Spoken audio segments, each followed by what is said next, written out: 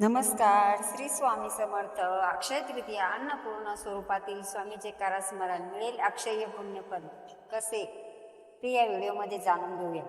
अक्षय तृतीयेला स्वामीच्या अन्नपूर्ण स्वरूपाचे स्मरण व पूजन केल्यास अन्नपूर्ण देवी आणि स्वामीचे शुभ आशीर्वाद प्राप्त होतात अशी मान्यता आहे.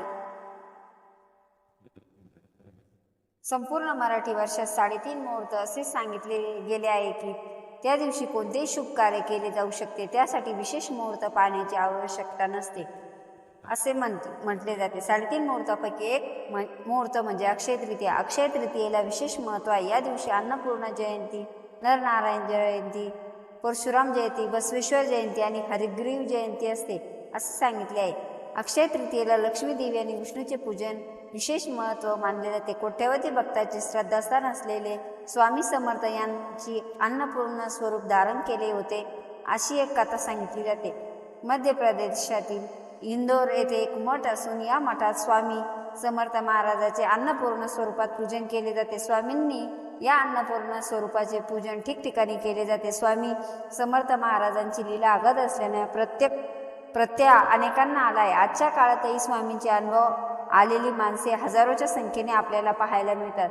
स्वामी कृपेने कृतकृत्य भाव प्रत्येकाच्या बोलण्यात वागण्यात आल्याने प्रकर्षाने दिसून येते. स्वामी समर्थ महाराज अनेक भक्तांना वेळोवेळी मदत केल्याचे दिसून येते. अनेक कथा अनुभव यातून स्वामी समर्थ महाराज आपल्या भक्तांना कधीही एकटे पडू देत नाही. गृहलक्ष्मीला अन्नपूर्णा मानले जाते. अन्नपूर्णा ही पार्वतीचा अवतार आहे. भारतीय संस्कृती आणि परंपरानुसार घरातील सर्वांना पोटभर खाऊ घालणाऱ्या गृहलक्ष्मीला अन्नपूर्णा मानले जाते. अक्कलकोटच्या स्वामी समर्थ महाराजांनी अशाच एका प्रसंगी सेवेकऱ्याला प्रसाद भोजन दिले अशी एक कथा सांगितली आहे. कोणाळी गावाच्या रानातून जाताना स्वामींबरोबर श्रीपाद भटांसह सुमारे 100 सेवेकरी होते. दिवसभर चालून त्या सर्वांना खूप भूक लागली होती. आणखी काही थोडे अंतर चालून पार केल्यानंतर स्वामी एका शेतात बसले. खुद्द स्वामी आले म्हटल्यावर तेथील शेतकऱ्यांनी स्वामींना फलाहार दिले, पाणी दिले. तुम्ही सर्वांनी हे अन्न ग्रहण करावे. स्वामींनी फलाहार ग्रहण केला. स्वामी सर्वांना म्हणाले की या आम्रवृक्षाखाली जा. श्रीपाद भटांसह आलेल्या सेवेकऱ्यांना वाटले की तेथे कोणीतरी जेवण देईल. श्रीपाद भटांना मात्र स्वामीवर पूर्ण श्रद्धा होती, विश्वास होता.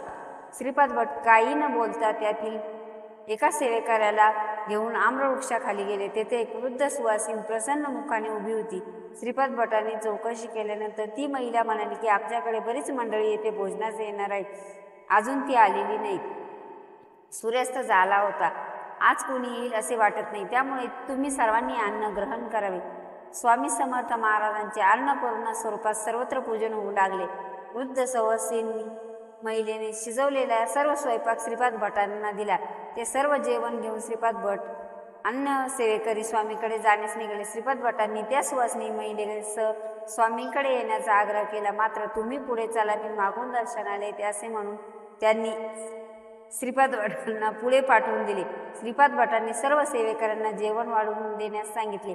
सर्व तृप्त झाले. अशा प्रकारे स्वामी समर्थ महाराजांनी सर्व भक्तांना अन्नपूर्णेरूपी भोजन घातले अशी सर्वांची श्रद्धा आहे. फार थोड्याचे भाग्य त्यांना प्रत्यक्ष अन्नपूर्णेचे दर्शन होते. यानंतर श्री स्वामी समर्थ महाराजांनी अन्नपूर्ण स्वरूपात सर्वत्र भोजन होऊ लागले अशी मान्यता आहे.